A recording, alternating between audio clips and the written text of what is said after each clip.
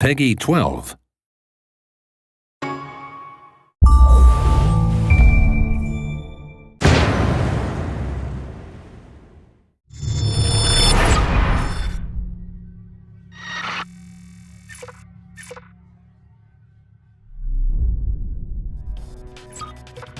Hello, I'm Julian Gollop. Welcome to the Ghost Recon Shadow Wars gameplay video 1. I'm going to take you through one of the missions later in the game. We've got two ghosts in this mission. First one is Banshee. She's a recon class. And we've got Duke, who's a commando class. Our objective is to get to this door from the end of the corridor here and open it.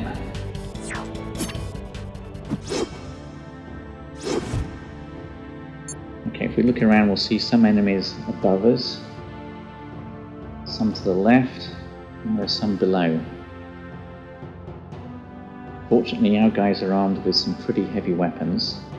It's a turn-based game, so I'm going to select Banshee here, and I'm going to move her up to attack some enemies on the left. The green squares indicate all the positions that I can actually shoot from, so I'm going to move to this position. Select attack. For a choice of two targets, this one or this one. The bar above the enemy's head indicates possible damage. Red is certain damage, and the orange part is possible damage, and the green part is what he's going to be left with. So let's select attack and see what happens. Okay, he's taken 12 hit points damage, he's half dead. Banshee has finished moving, so I'm going to move over and select Duke. Again, the green squares show where I can attack from. I'm going to bring Duke up near to Banshee. Select attack. Now, if I select this target, there's a possibility that I'm going to kill him. The orange part of the bar above the enemy's head indicates possible damage, so he may stay alive. This guy I don't stand a chance of killing. The red lines indicate possible return fire.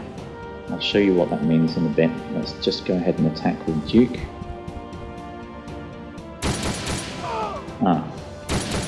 Unfortunately the enemy remained alive, and I got return fire from both of them.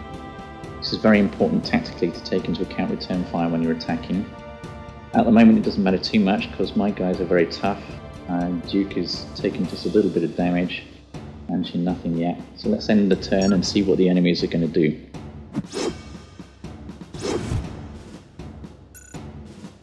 Okay, it looks like they've noticed us. A couple of enemy assault troops moving up next to the turrets.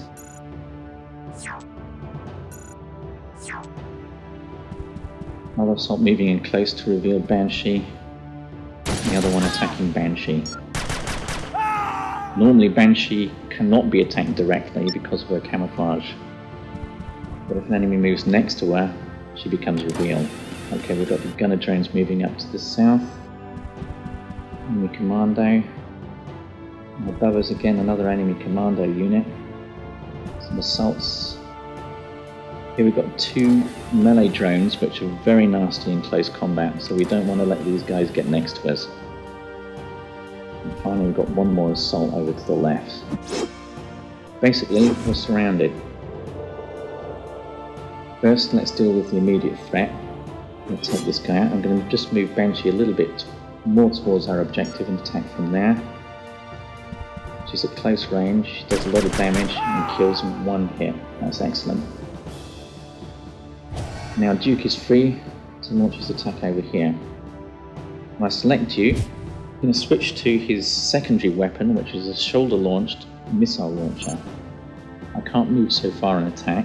If I move here, select attack, I can launch an attack on the line here. It's an area effect weapon, so I should be able to affect 3 targets. Let's see what happens.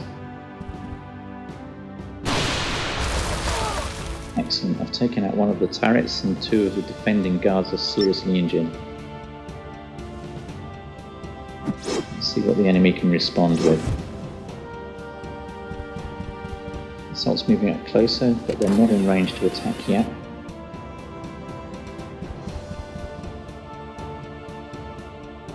But here we've got an enemy commando unit also equipped with missiles, and he manages to get us. The enemy melee drones closing up very fast, they're quite rapid.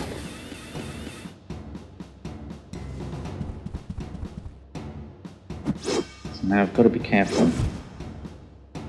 I'll stick with the main objective.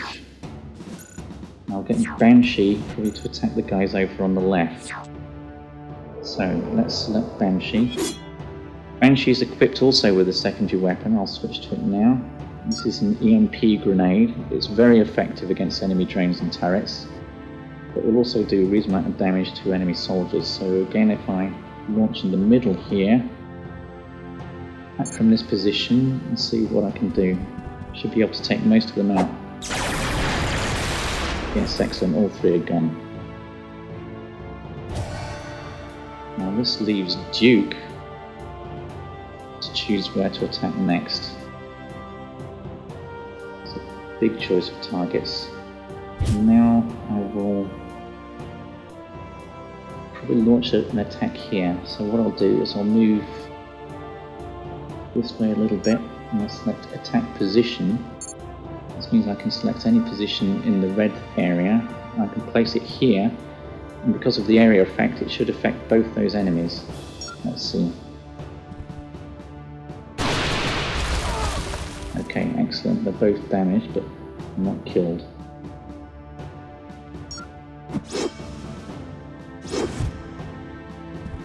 Finally, an enemy assault's got up onto the main passage. We'll exchange a fire there. Gunner drone, which is quite nasty, is approaching rapidly. Another enemy commando with a missile launcher. Meanwhile, the enemy commando is still launching missiles at us. Duke is under really heavy attack here. We don't want these melee drones to get next to us, so somehow we're going to have to deal with them.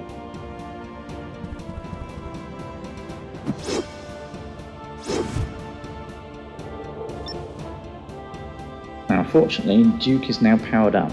Whenever you attack an enemy or kill him, you get some power points. If you look at the blue bar on the bottom left, you'll see it's at 100%. So I'm going to make good use of my power attack. Let's select Duke first.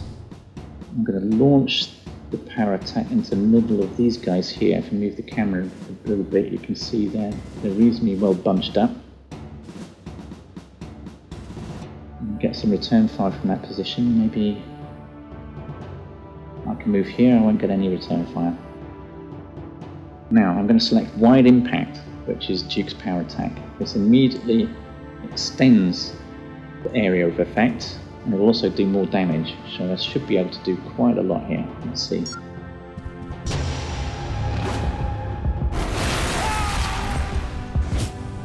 I've taken out 4 enemy targets in one hit, which is absolutely excellent. Okay, Banshee is now clear to get to the door, so let's get up towards the door here and see what happens.